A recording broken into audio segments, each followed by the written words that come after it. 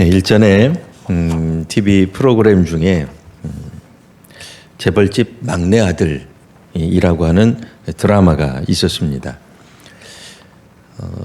저 개인적으로는 참 재미있게 봤습니다. 그런데 이처럼 이 환생에 관한 회귀 이런 주제가 확실히 요즘 소설이나 드라마에서 많이 나오고 있습니다.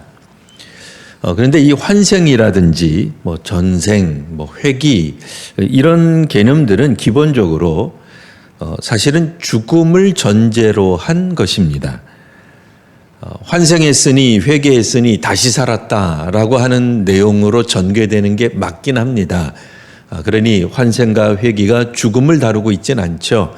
당연히 새롭게 다시 살게 된 생명, 그러니까 생명에 관한 삶에 대한 이야기를 말하고 있으나 분명 환생하기 위해서는, 회귀하기 위해서는 먼저 그 사람이 죽게 되어 있어요.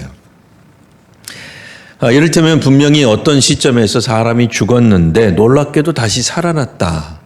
깨어보니 과거로 돌아왔다. 뭐 이제 이런 것들이 환생 혹은 회귀의 기본적인 컨셉, 개념이라고 할 수 있습니다. 그러니까 요즘 또 환생과 회귀의 특징 중에 하나는 이제 기억을 가지고 다시 태어나거나 혹은 다른 사람 몸에서 그 사람이 이렇게 어쨌든 각성한다. 뭐 이런 주제로 전개되고 있습니다. 여하튼 이런 이야기들이 우리로 하여금 흥미를 느끼게 하고 또 재미를 느끼게 하는 요소는 역사를 새로 써내려갈 수 있다는 점이죠. 주인공이 혹은 어떤 그 출연자가 살았을 때에 뭐 억울하게 죽었든지 해결하지 못했든지 뭐 그 사람이 그냥 뭐 큰 실수를 했든지 아쉬움이 남든지 옛날 우리 동양에서는 한이 남으면 이제 소위 말하는 귀신이 승천하지 못하고 이 땅에 머문다. 뭐 이런 개념이 있었단 말이에요. 그런데 그 한을 풀 수 있도록 영의 형태, 귀신의 형태가 아니라 사람으로 그것도 과거로 돌아간다면 얼마나 멋진 미래가 전개되겠는가 하는 생각을 해봅니다. 자, 그런데 그렇게 환생하던 회귀한 사람은 결국 어떻게 될까요? 물론 드라마에서는 복수하고 뭐 미래를 바꾸고 그가 경험했던 안타까운 실수나 혹은 불행들을 극복한 이야기로 끝납니다. 드라마니까요. 근데 드라마가 아니라 정말 환생이나 회귀가 있다고는 생각하지 않습니다만 정말로 일어났다고 우리가 가정하고 생각해 보겠습니다. 우리가 환생했어요. 우리가 회귀했어요. 그럼 결국엔 우리는 어떻게 될까요? 결국엔 죽습니다. 물론 원래 첫 번째 생에서 이루지 못했던 꿈은 이룰 수 있을 거예요. 분명 우리가 경험했던 그 어떤 현실이 뒤바뀌었을 거예요. 그래서 미래가 바뀌었긴 하겠습니다만 결국엔 죽죠. 성경에 보면 나사로가 죽었다가 예수님의 기적적인 능력, 역사하심으로 살아났습니다. 지금 나사로 어떻게 됐죠? 당연히 어떻게 되는지 모르지만 죽었죠. 나사로 두 번째 죽는 건 우리 못 봤습니다만 죽었죠. 근데 이 사람들이 이 죽는다는 이야기를 분명히 알고 있고 깨닫고 있고 다 느끼고 있는데 동서양을 막론하고 이 죽음에 대해서 이야기하는 것은 쉽지 않습니다. 이 죽음에 대해서 말을 하려치면 이를테면 어떤 분이 깊은 병을 앓고 있다든지 그래서 코마 상태 그러니까 깨어날 수 없는 그런 상태로 십수년을 지냈다든지 아니면 너무 연료해서 거동하기도 어렵다든지 이러면 우리들 자식된 사람들 입장에서는 혹 저분이 우리 누군가가 내가 사랑하는 그이가 죽고 난 다음에 별세한 다음에 어떻게 하지 이런 얘기 할 수 있잖아요. 그런데 그런 이야기 하려치면 대번에 우리들이 어떤 얘기를 해요? 그런 말 하지 마라 말이.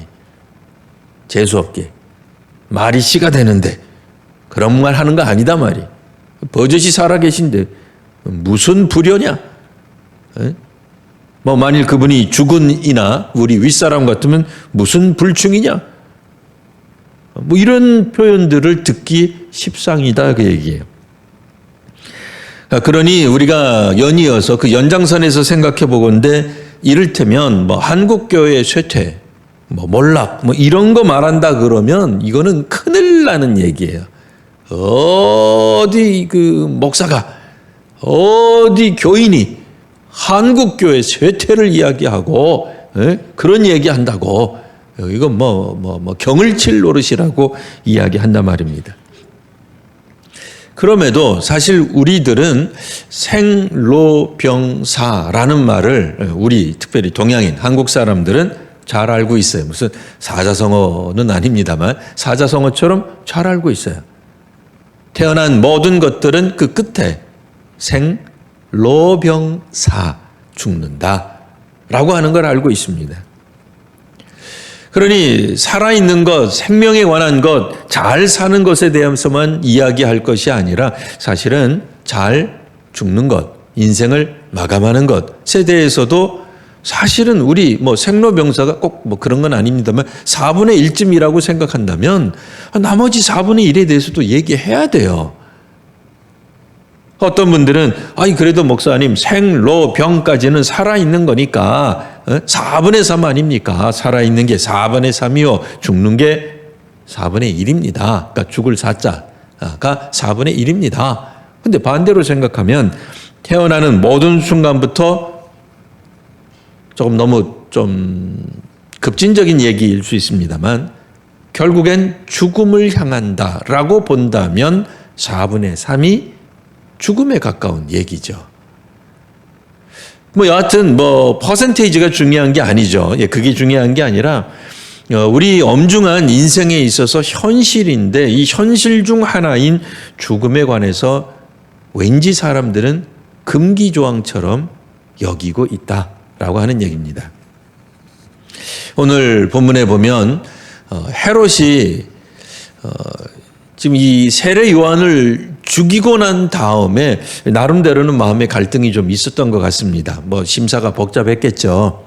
오늘 본문에도 나오지만 헤롯은 사실 자신의 그 약점이라고 할 수 있는 뭐 아킬레스건 같은 이제 이런 거를 건드린 세례 요한을 곱게 보지 않았어요.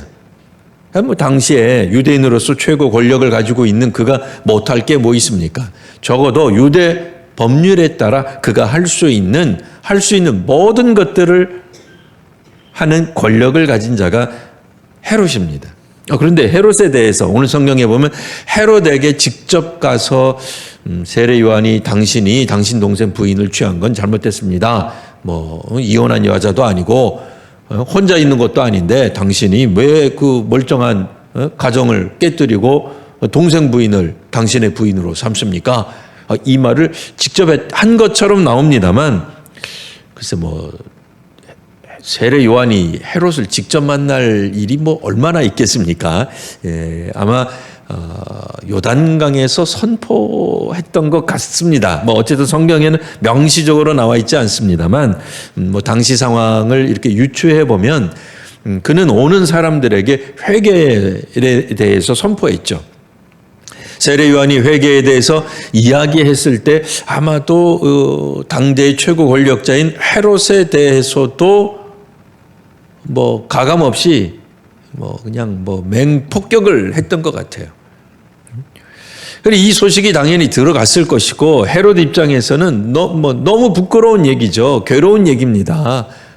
그래서 요한을 잡아서 옥에 가둡니다. 그리고는 실제로 요한을 먼저 죽이고자 했던 마음이 헤롯에게 있었어요. 그런데 사람들이 그를 선지자로 여깁니다. 적어도 헤롯도 그의 피는 유대인이었거든요. 그러니까 유대인으로서 선지자를 어떻게 대해야 되는지 너무나도 잘 알고 있었습니다. 비록 그의 시민권은 로마에 속해 있다 할지라도 그는 유대인으로 자라서 유대인이었기 때문에 유대인 분봉왕으로 세워진 사람이에요. 적어도 그는 뭐 바리새파 사람들처럼 서기관들처럼 성경에 해박한 지식은 없었을지라도 어느 정도의 유대율법에 대해서는 알았죠. 그건 몰랐겠습니까? 근데 이 선지자를 죽인다라고 하는 건 뭔가 이거는 찜찜한 거예요. 선지자 죽였다고 하는 꼬리표가 달리게 되면 이건 뭐 그에 있어서 최대 약점이 될 가능성이 있습니다. 그러니 이제 백성들이 국민들이 선지자라고 부르는 요한을 죽이는데 굉장히 주저하게 됩니다. 근데 오늘 성경에 보면 그의 생일날 잔치를 벌였는데 그 잔치 때 헤로디아의 딸, 그러니까 헤롯의 딸은 아닌 거죠. 이미 이제 동생으로부터 낳은 그 딸이 춤을 추었는데 얼마나 멋지게 춤을 추었는지 헤롯이 약속을 하고 맙니다. 맹세를 하죠. 무엇이든지 들어주겠다. 결국 그것 때문에 세례 요한을 죽이게 되는 이야기가 오늘 본문에 나옵니다. 그러면서 이제 사실 오늘 우리가 읽은 본문은 이 시차가 조금 이렇게 뒤바뀌어 있죠. 그러니까 이미 요한이 죽고 난 다음에 그 다음에 헤롯이 들은 이야기는 예수님에 관한 소문을 들은 거예요. 예수님도 요한 못지않게 나름대로는 굉장히 독설적인 그런 가르침도 있었고 또 더더군다나 놀라운 것은 요한은 아마 흉내도 못 냈을 것 같은 능력들이 나타난다는 거예요. 그래서 상당한 시민들, 주민들, 혹은 민중들이 예수에게로 마음이 끌린다는 이야기를 들으니 분봉왕 헤롯이 마음이 흔들리기 시작해서 뭐라고 얘기를 해요? 2절 그 신하들에게 이르되 이는 세례 요한이다. 이때는 이미 죽은 거예요. 요한은 죽었어요. 세례 요한이 옥에 있는데 자기가 또 다른 세례 요한이다. 그러니까 제2의 세례 그런 뜻이 아니에요. 그런 뜻이 아니고 그가 죽은 자 가운데서 살아났으니 회개하거나 환생했다는 거예요. 세례 요한, 그러니까 나사렛 예수가 지금 돌아다니고 있는데 사실은 껍데기는 나사렛 예수지만 속 알맹이는 요한이다. 그 얘기를 하는 거예요. 이 헤롯이 오늘날 우리들 이 작가들이 갖고 있는 이 상상력을 헤롯이 먼저 이야기를 하고 있습니다. 놀라운 얘기죠. 그래서 이런 능력이 그 속에서, 그러니까 예수 안에서, 예수의 활동 가운데서 역사한다, 나타난다 라고 이야기하며 뭘 했겠어요? 성경에는 나와 있지 않지만 두려워한 거죠. 아니 이 세례 요한이라는 작자는 죽여도 안 죽는다 그 얘기. 죽었죠. 아니 안 죽은 게 아니죠. 죽긴 죽었는데 어떤 형태로든 껍데기가 바뀌든 그의 영혼이 들어가든 그의 정신이 들어가든 뭐가 어떻게 되든 계속해서 되살아나서 지금 헤롯을 괴롭히고 있다라는 얘기를 하고 있는 겁니다. 실제로 헤롯은 요한에 대해 분명 두려움을 가지고 있었습니다. 그러니까 군중 혹은 대중이 인정한 선지자를 죽이는 일은 정말 껄끄러운 일입니다. 오늘날도 마찬가지 아니겠습니까? 민심이 누구인가 완전히 쏠리게 되면 안 만든 법도 만듭니다. 민심이 혹은 어떤 여론이 누구에게로 막 집중이 되면 이걸 뭘 잡아야 되는데도 못 잡는 거예요. 죽여야 되는데도 못 죽이는 거예요. 함부로 못 죽인다는 얘기입니다. 예.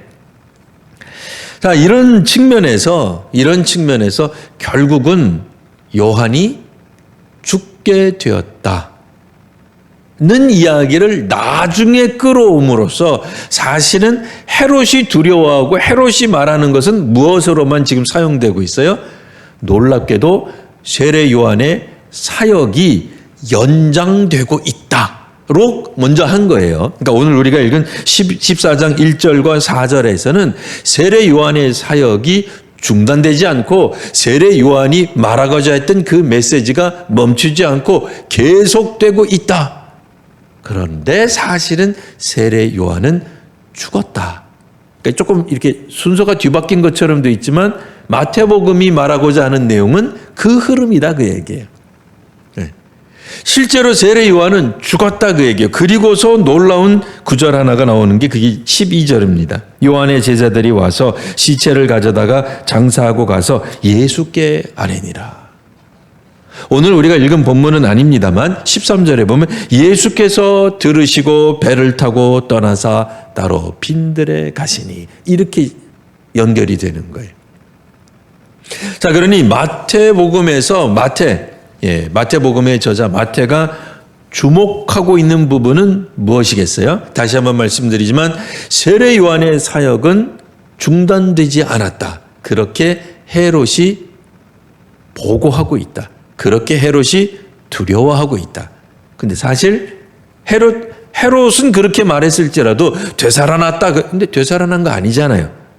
그런 거 아니에요. 회개한 거 아니에요. 환생한 거 아니에요. 실제로 세례 요한은 분명히 죽었다 그 얘기예요.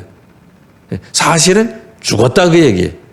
근데 죽었는데 그 이야기를 요한의 제자들이 예수께 이야기하는 데로 오늘 본문이 끝나잖아요. 그러니까 궁금하시죠? 다음 주가 궁금해져야 되는 거예요. 사실은 우리가 이제 내일 거죠. 내일 월요일 본문인데 그렇게 쓱 끌어가고 있는데 여기서 마태가 노리고 있는 극적 효과가 뭐겠어요? 하나님 나라 복음 선포하는 사람들의 끝은 죽음이다. 우리 모두가 다 결국엔 죽는다. 그 얘기예요. 그러니까 세례 요한의 연장선, 세례 요한의 사역의 연장선 끝에 헤롯의 증언대로 그러니까 헤롯의 증언은 연장선이 아니라 다시 세례 요한으로 돌아간 겁니다만, 그러니까 우리가 볼 때는 세례 요한의 사역의 연장선에서 예수님이 계시다면 예수님도 결국엔 어떤 운명에 처할 것인가를 미리 암시하는 거죠. 문학적으로 말하면 복선이 깔려 있는 거죠. 그러니까 예수님의 사역의 끝에 예수님은 어떤 운명으로 끝나시겠어요? 세례 요한과 같이, 세례 요한과 똑같은 건 아닙니다만 세례 요한처럼 죽음에 이르시겠구나 하는 게 보여지는 거예요. 그러니까 이 마태복음의 일종의 문학적 장치라고 볼 수 있어요. 그러니까 세례 요한을 읽는 우리 독자들, 성도들은 세례 요한이 이거 죽었구나, 이거 안타까워라. 물론 안타깝죠. 아프죠. 답답하죠. 우리도 막 화가 나죠. 정의를 위해서 정의를 외쳤는데, 올바르게 살자고 외쳤는데 결국 죽는단 말이냐, 목 베어서 죽는단 말이냐, 그것도 이런 허망한 이유 때문에 죽는단 말이냐, 그냥 의분으로 그냥 확 하고 올라갈 것 같은데 그게 원하는 바가 아니에요. 마태복음에서는. 예? 결국엔 예수께로 요한의 제자들이 세례 요한의 죽음을 말함으로써 마치 요한의 죽음, 요한의 사역을 예수님이 바톤 터치하는 것처럼 보여지는 거예요. 그런데 어떤 소식이었어요? 죽음에 대한 소식이었어요. 예수님이 그거를 넘겨받는 거예요. 오늘 우리가 여기까지 읽었습니다만 사순절 기간이잖아요. 우리는 이미 다 알아요. 뭘 알아요? 결국엔 요한이 죽음으로 요한의 제자들이 세례 요한의 죽음을, 세례 요한의 사역을, 세례 요한의 정신을, 비전을, 목표를 또 다른 사람에게 전달하듯 예수님이 별세하시면, 예수님이 죽으시면 예수님의 제자들이 또 다른 사람들에게 예수님의 소식을 전하겠구나가 되는 거예요. 우리 환생하지 않습니다. 환생한 거 아닙니다. 하지만 그 사역이 계속되고 있는 거예요. 그 정신이 그대로 이어지는 거예요.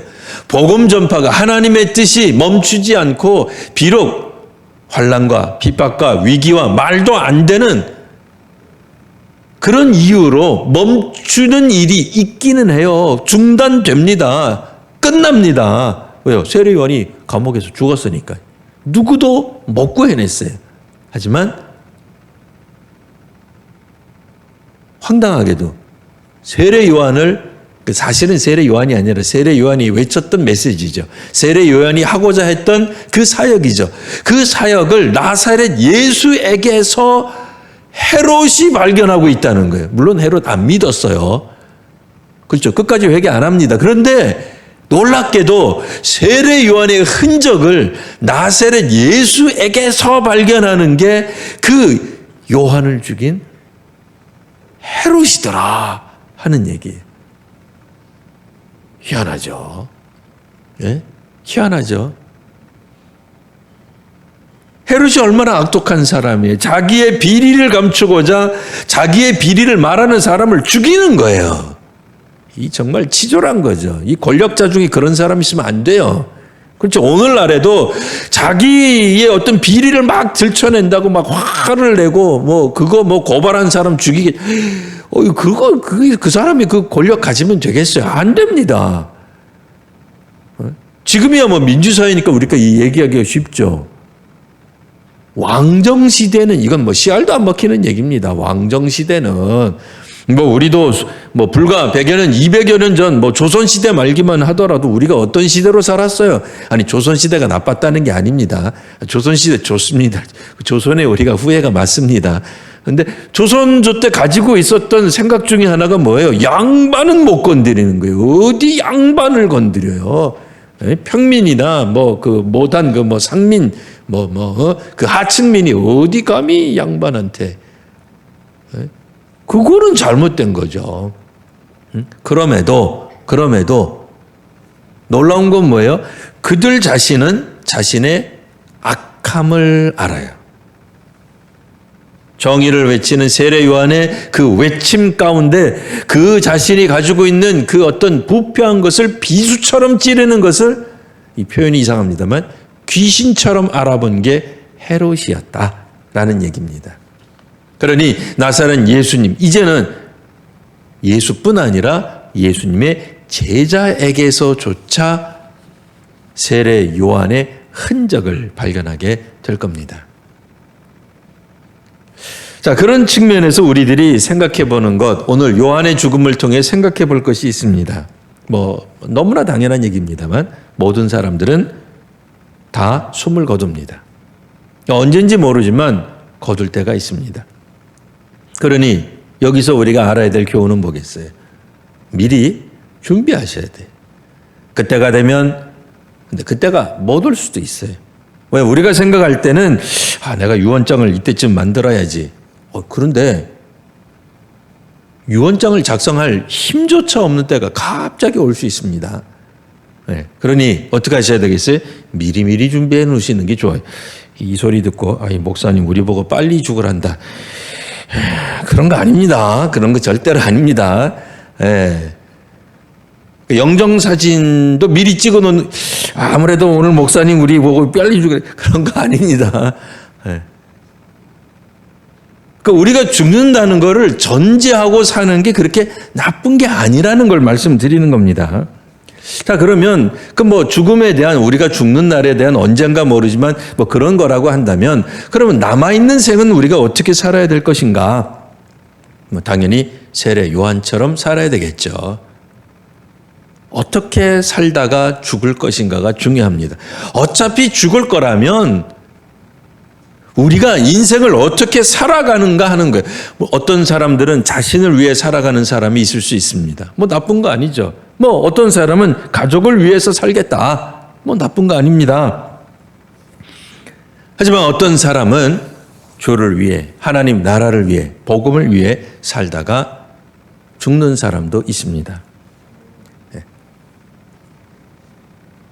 뭐 거기까지 못 가더라도 적어도 뭐 사회 정의를 외치다가는 죽어야 될 것 아니겠어요? 뭐 환경 문제에 대해서 좀 우리가 개선하자라는 것을 좀 동참하다가 죽어야 되지 않겠냐 말이에요. 뭐 그런 하나님 나라를 위한 거창한 것까지 못 간다 한다면 적어도 남에게 해를 끼치지 않는 마음, 그런 정도는 있어야 되지 않겠어요?